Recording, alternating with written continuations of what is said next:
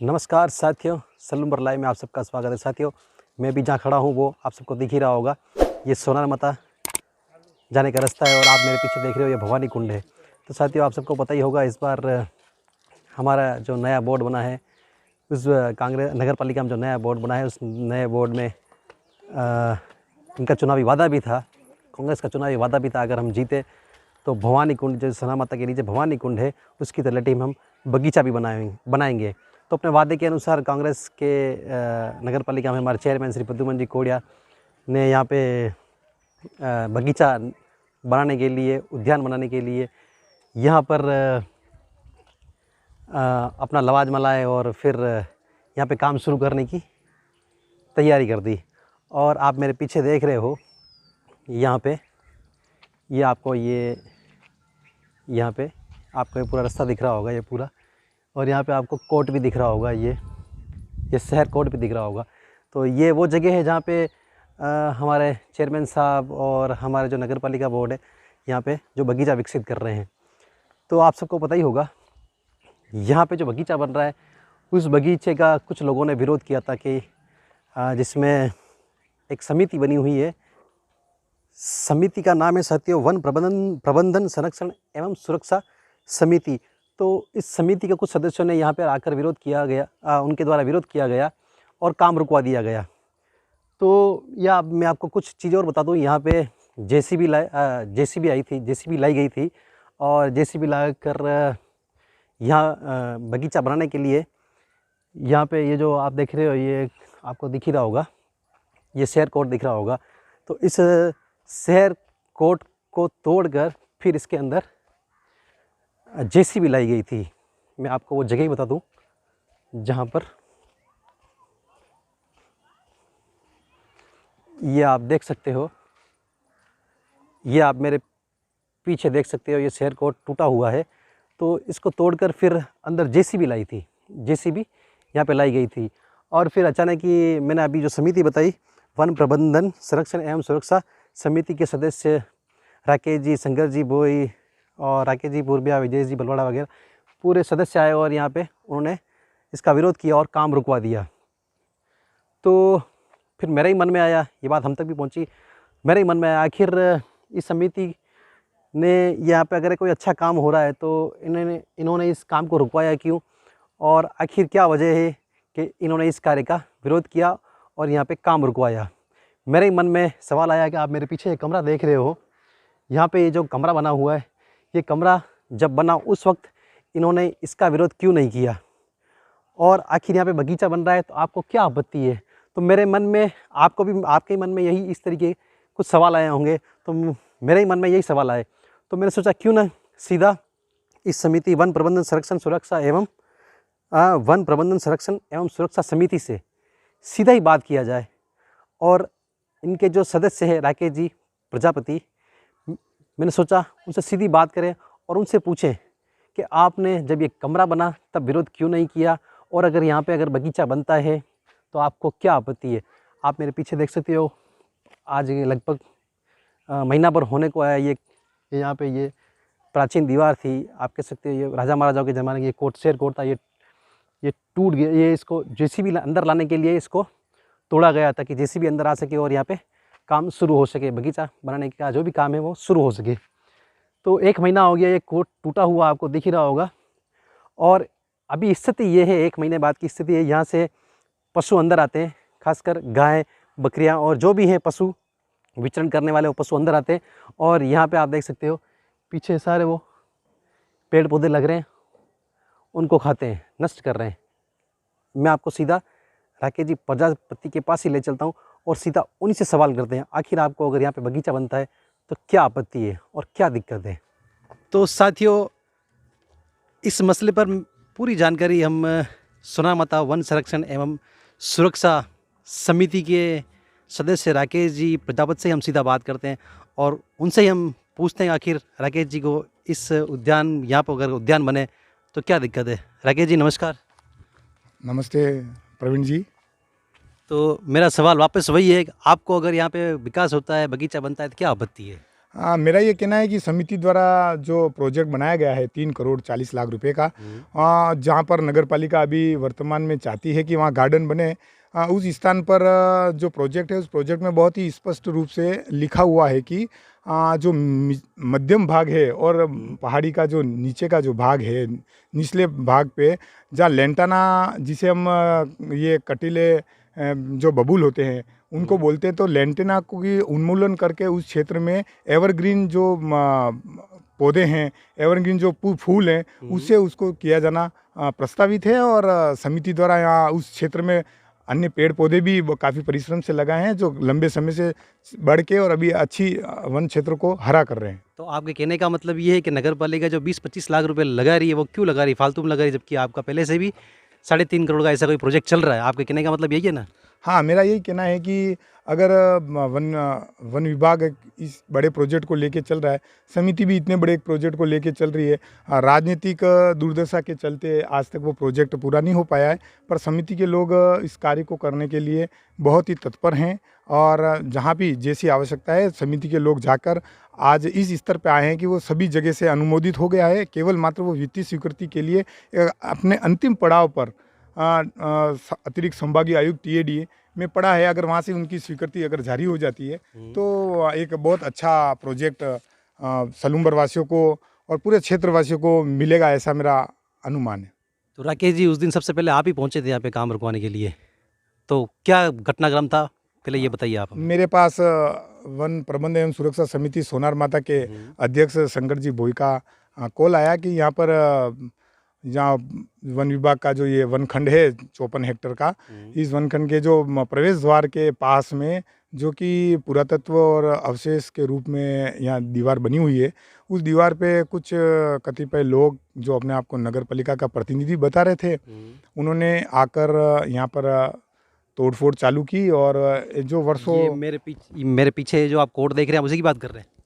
हाँ, मैं उसी कोर्ट की बात कर रहा हूँ। और ये लगभग राजा महाराजाओं के समय से 400-500 वर्ष पुराना है, जिसकी चौड़ाई अभी आप पीछे देख सकते हैं। और इसकी चौड़ाई जो थिकनेस है, वो थिकनेस कम से कम 8-9 फीट की तो इसकी बाउंड्री की थिकनेस है, और लगभग 12-14 फीट ऊपर है। और इस वन क्षेत्र को खुला करने के माध्यम से क्या करना चाहते थे उन्हें वो कोई स्पष्ट रूप से जवाब नहीं दे पाए, परंतु इस प्रकार के काम जिसमें नगर पालिका को, वो नगर पालिका के प्रतिनिधि बता रहे थे अपने आप को, जब उनसे पूछा कि यहाँ पर इस प्रकार की इतनी वर्षों पुरानी जो दीवार है, उसको पुरातत्व विभाग की दीवार है, पुरानी दीवार है राजा महाराजों की, आपके द्वारा क्यों तोड़ा जा रहा है, तो उनका यही कहना था कि हमारे पास परमिशन है और हम यहाँ पर डेवलपमेंट करना चाहते हैं। तो जब मेरे द्वारा पूछा गया कि भाई JCB से कौन सा डेवलपमेंट होता है, आपके पास अगर कोई परमिशन है तो वो परमिशन की आप मुझे कॉपी लाइए। हम बतौर वन प्रबंध एवं सुरक्षा समिति होने के नाते हमने ये उनसे प्रश्न किया, परंतु इसके जवाब में नगर पालिका के द्वारा इसको राजनीतिक द्वेषता का एक भ्रम फैलाकर, लोगों में दुर्भावना फैलाकर ये बात कही गई कि कोई कुछ लोग हैं जो विकास नहीं करना चाहते। परंतु मेरा ये व्यक्तिगत मानना है कि समिति 2006 से यहाँ के विकास के लिए कार्य कर रही है, और अगर आपके मन में ऐसी विकास की कोई आग है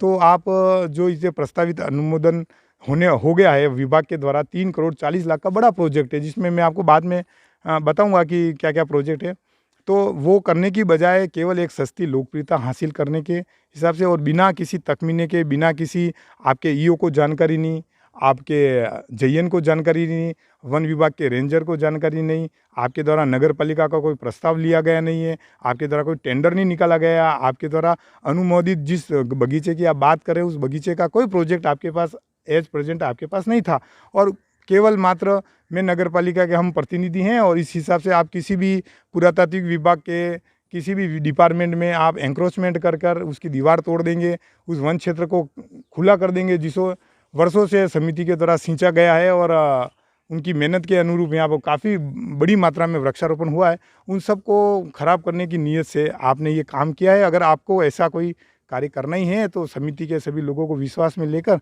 आप वो काम कर सकते थे, परंतु आपने उसको उचित नहीं समझा, और एक राजनीतिक वर्चस्वता को साबित करने के उद्देश्य से बिना किसी कानूनी प्रावधान के, बिना किसी कानूनी उपकरण के आपने ये सब कार्य किया है, जो मुझे व्यक्तिगत लगता है कि वो अवैध है। तो राकेश जी, आपको यहाँ पे तो आपत्ति हो गई, जब ये मेरे पीछे एक कमरा देख रहे हो आप, ये कमरा यहाँ पे बना है, ये भी इसी तलहटी में बना है जहाँ बगीचा बनने की बात हो रही है। तो राकेश जी, आपको आपको तब याद नहीं आई जब ये कमरा बन रहा था, तब आपने आपत्ति क्यों नहीं की थी? प्रवीण जी, मेरा ये मानना है कि हर चीज़ भारत में संविधान बना हुआ है, कानून बना हुआ है, और कानून के अनुरूप आप जितना विकास चाहें वो कर सकते हो, वो स्वागत योग्य है और हमेशा ऐसे विकास कार्यों का स्वागत होना चाहिए। परंतु आप नियमों की अनदेखी कर कर केवल अपनी सस्ती लोकप्रियता हासिल करने के हिसाब से करेंगे तो गलत है। अभी जिस भवानी कुंड की आप बात कर रहे हैं, उसका शिलापट अपन चल के देखते हैं कि कितने लोगों ने उद्घाटन किया, क्या किया। तो ये यहाँ पे श्री बालाजी व्यायामशाला भवानी कुंड बनी हुई है। हाँ राकेश जी, आप। मैं ये बताना चाह रहा था कि यहाँ पे लिखा हुआ सांसद मन से निर्मित और मन्नालाल जी आचार्य, इस प्रकार का पूरा बोर्ड में आप जिसे अच्छे से देख पा रहे हैं।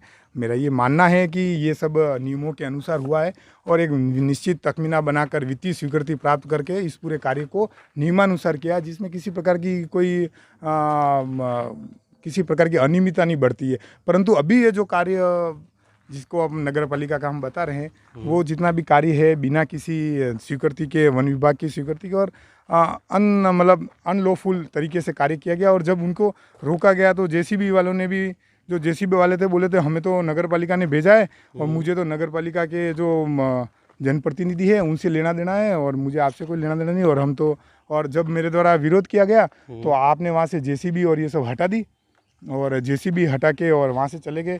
जब जेसीबी हटा रहे थे तब वन विभाग के गार्ड भी मौके पे आए, रेंजर साहब के भी संज्ञान में आया और यहाँ पे काम रुकवाया और काम रुकवा कर वो जेसीबी एक बार गार्ड और ये सब लोग लेके गए और ले जाने के बाद उस जेसीबी को 2 दिन के बाद राजनीतिक दबाव के चलते रेंजर जो अभी वर्तमान में हैं उन्होंने उसे छोड़ दिया। जी, अभी आप जिस समिति की बात कर रहे थे, पहले ये बताइए कि इस समिति ने अभी तक 2006 के बाद में क्या क्या कार्य किए, फिर ज़रा ये भी हमको बताइए ना। बिल्कुल प्रवीण जी, सोनारमाता वन खंड जो कि 54 हेक्टेयर की आरक्षित वन खंड क्षेत्र है, यहाँ पर पूरा महत्व के अवशेष, परगोटा महल व मकानों के खंडर अवस्थित हैं।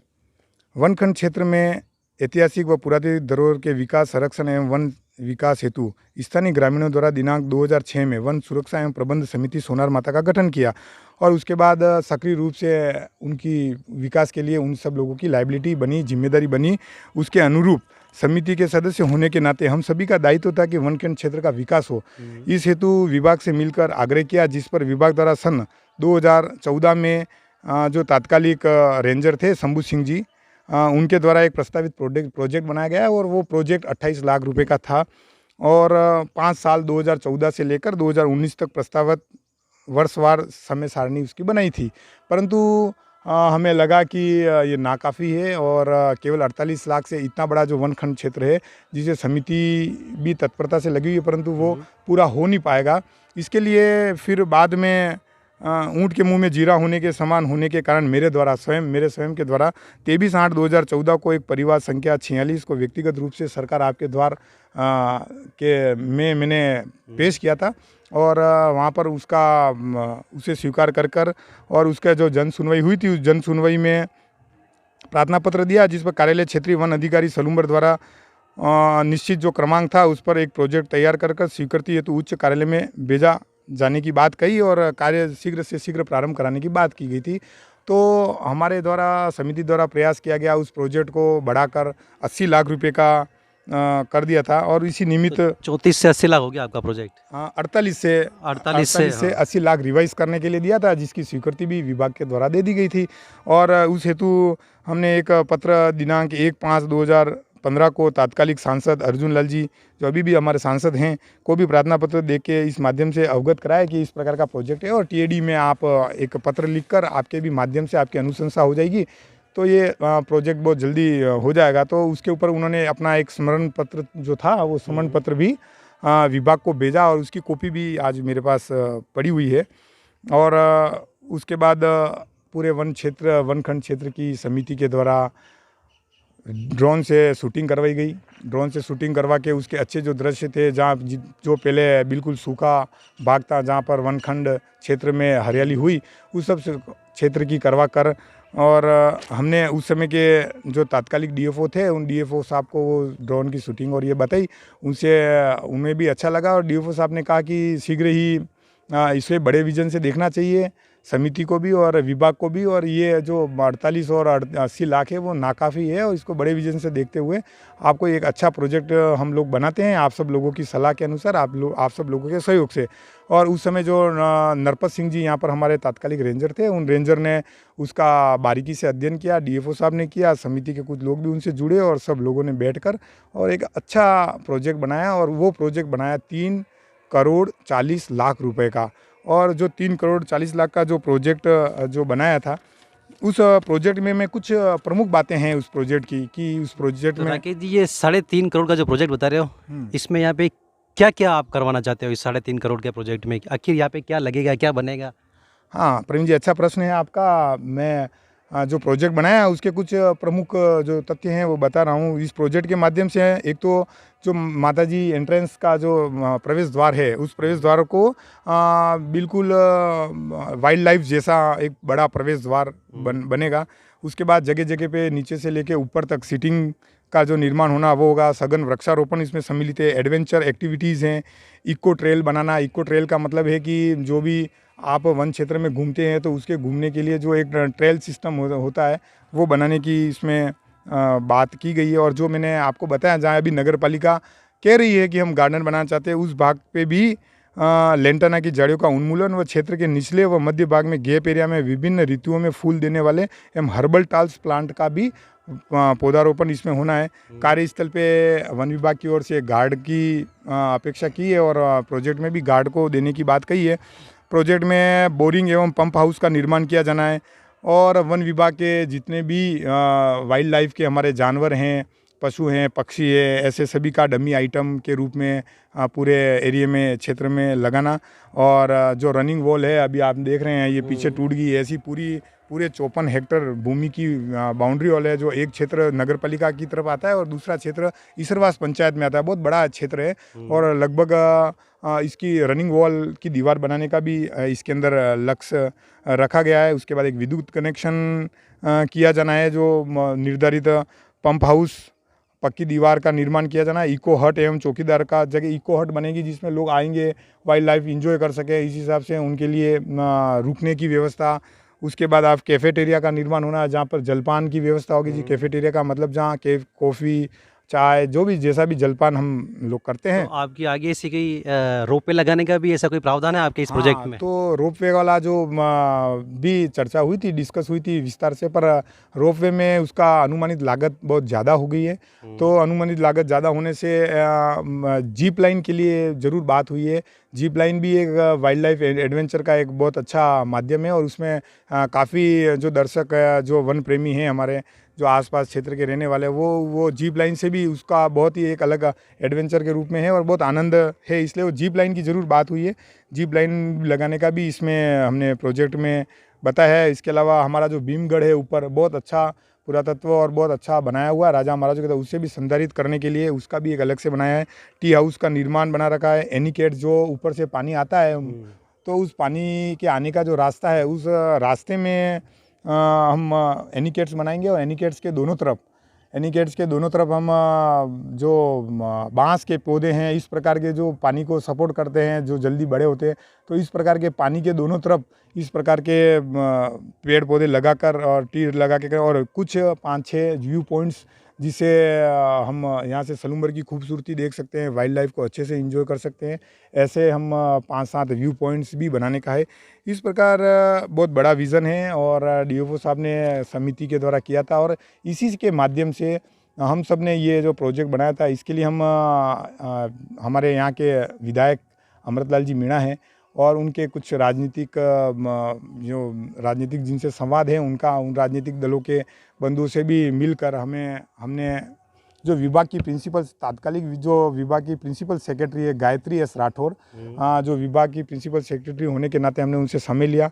समय लेने के बाद उनको पूरा प्रोजेक्ट का पूरा विज़न बताया। विज़न को उन्होंने काफ़ी अप्रिशिएट किया, और अप्रिशिएट करने के बाद एमएलए साहब को भी आश्वासन दिया कि जल्द ही हम इसका बजट दिखवा के, और जितना जल्दी हो सकता है उसको हम क्लियर कर देंगे। और इसी उद्देश्य के बाद माननीय विधायक महोदय ने अपने सत्र में, विधानसभा सत्र में, अभी वर्तमान में विधानसभा जो सत्र था उसमें भी सोनार माता के विकास और डेवलपमेंट की बात कही और उन्होंने ये प्रश्न जनजातीय आयोग के जो मिनिस्टर हैं अर्जुन जी बामनिया और विभाग जो वन विभाग है उससे संबंधित से प्रश्नकाल में ये प्रश्न किया है।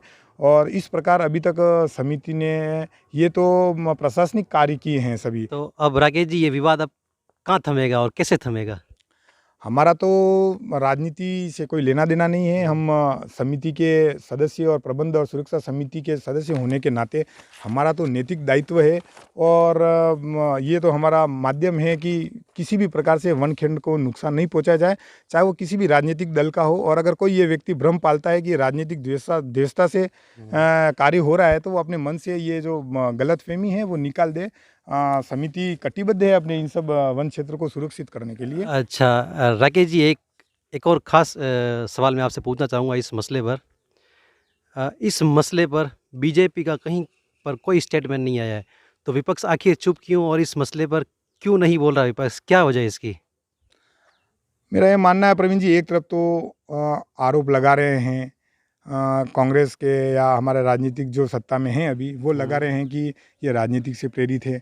आपका ये प्रश्न है कि बीजेपी वाले चुप हैं, तो मेरा ये कहना है कि राजनीतिक दलों की आपसी द्वेषता हो सकती है या दुर्भिसंधि हो सकती है, परंतु समिति पारदर्शिता से काम करते हुए आई है और पारदर्शिता से काम करते हुए जाएगी। राजनीतिक दल को भी ये सोचना चाहिए, ये तो उनकी जो नाकामियाँ हैं वो नाकामियाँ कैसे दूर हो, ये तो पार्टी का अपना एक संविधान है, पार्टी की एक रचना है। उसके नहीं, पर अनुसार बीजेपी को इस मामले में कुछ बोलना चाहिए, चाहे पक्ष हो या विपक्ष हो। इसके ऊपर बीजेपी ने कुछ किया? अभी तक बीजेपी का कोई स्टेटमेंट नहीं आया इसके ऊपर।